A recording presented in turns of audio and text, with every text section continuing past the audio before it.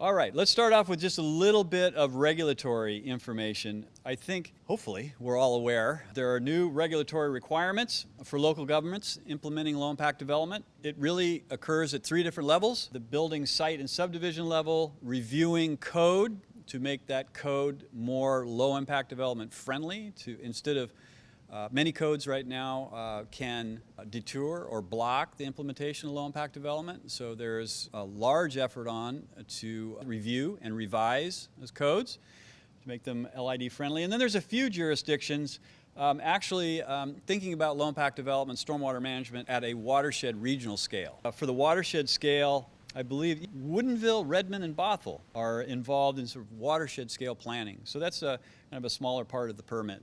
So here's the general timeline for implementation of the new permit. Again, many of you are probably aware of this. Adopting new site and subdivision stormwater codes. Phase 1s, as you know, come first. That's coming June 2015. That's when the train is fully in the station, and have to have updated codes that are allowing low-impact development.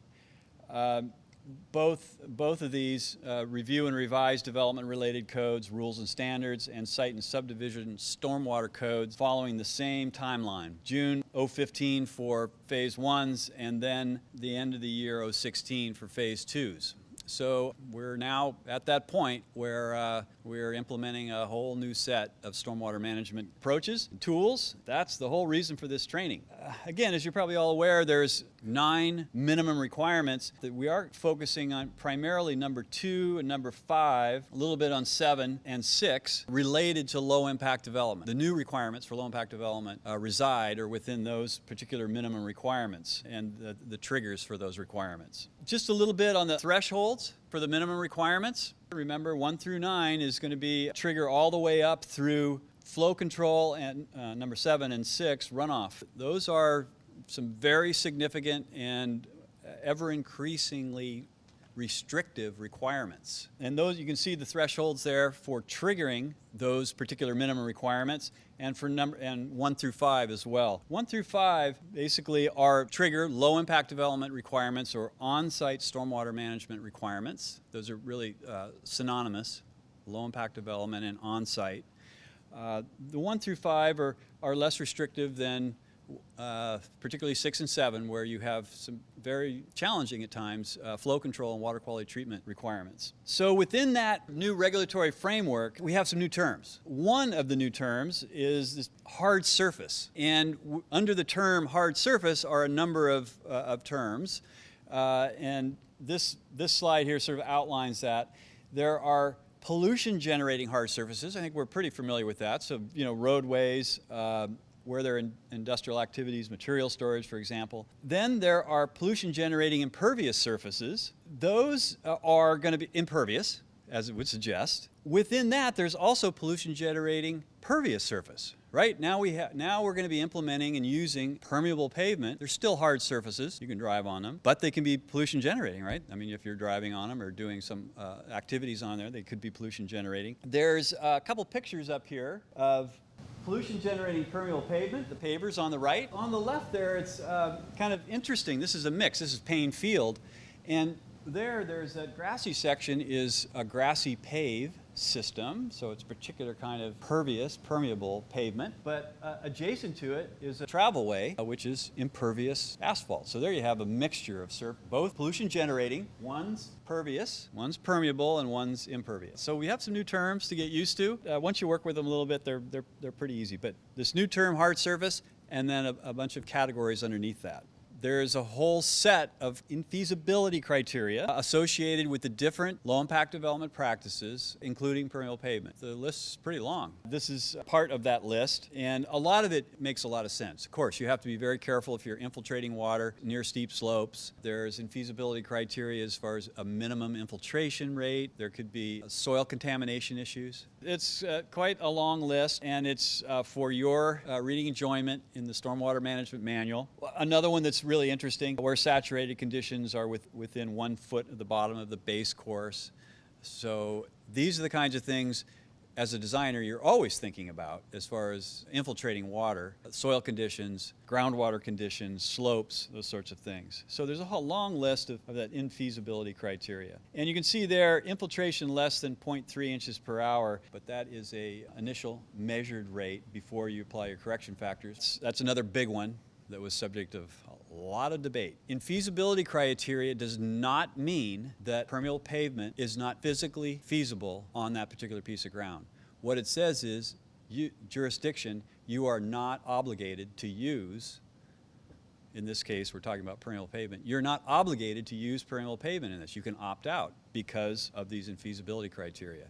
Local jurisdictions have some flexibility there. For example, if a project proponent came to you and said, I want to use these particular low impact development practices, some of the infeasibility criteria apply on this piece of ground, but my geotech, my engineer, I'm confident that we can implement those practices appropriately.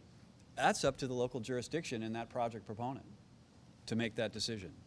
It does not mean, these infeasibility criteria do not mean that it's physically not possible. It means that you are not obligated under the permit to use those particular practices. A few years back, installed a permeable pavement system on an infiltration rate of 0.03 of an inch per hour, and it works beautifully. That is on the edge of design, but when I was faculty with WSU, that's what we were doing. We were experimenting, and the system works very well on very low infiltration rates. And we'll talk more about applying this stuff on poor soils as we go through this. We don't know your background in this, so we're going to go over very quickly some basic principles and practices. So for us in this part of the world, low impact development is a land use development strategy that emphasizes protection and use of on-site natural features. We know from hypothetical projects we've designed on paper and done the modeling, compared different projects, that our natural features, soils, vegetation, topography, are the most effective and cheapest stormwater management tools we have, by far and away. Most important in the low impact development approach is how do you conserve those natural features, soils, vegetation, topography, and use them for stormwater management. So once you've done everything you can there, then there is a lot of careful assessment of site soils. Low impact development requires more detailed knowledge of your site. These practices are distributed rather than just one spot. You know, what's going on in that one spot as far as infiltration capability.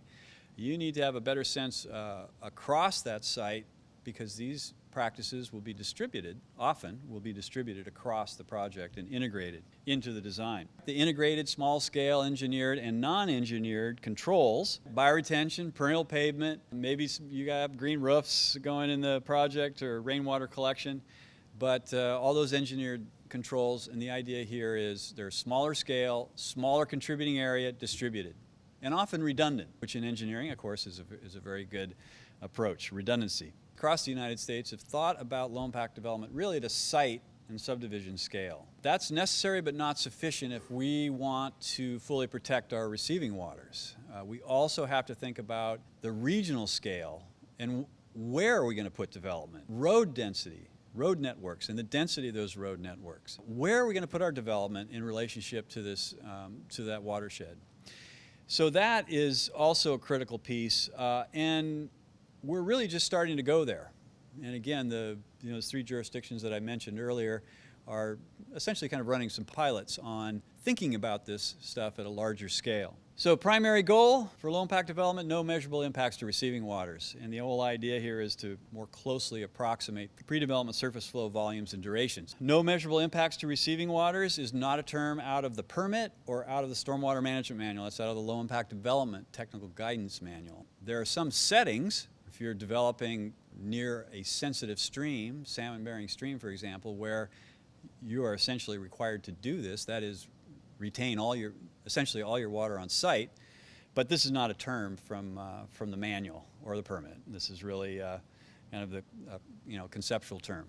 Just want to be clear that it's not regulatory language. Okay, so what does this mean? Approximate pre-development surface flow volumes and durations. So a little bit about our local hydrology, and this is really the starting point, considering what are our goals and objectives for low impact development. Again, research from Western Washington, United Kingdom, and British Columbia. looking at where our water goes when it falls out of the sky.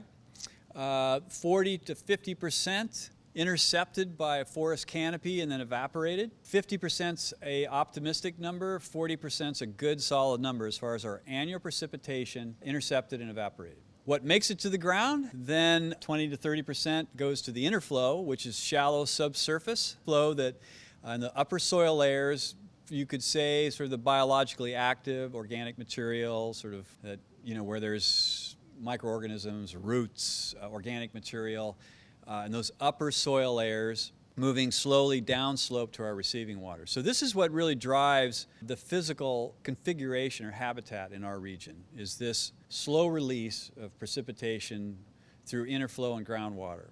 Very little surface flow, distinguishing characteristic estimated at around 1% or less. When we develop, of course, we lose some of that forest canopy and we replace some of that ground with impervious surface. That surface flow component can increase fairly dramatically, and we think best estimate for residential suburban setting, about 30% now surface flow. So herein lies the challenge, right? We have a lot more surface flow reaching our receiving waters much more rapidly, more volume, carrying all that stuff that we have in our environment, metals, hydrocarbons, bacteria, and others. So this is our challenge. How do we better approximate that in a developed scenario? Very challenging in some settings.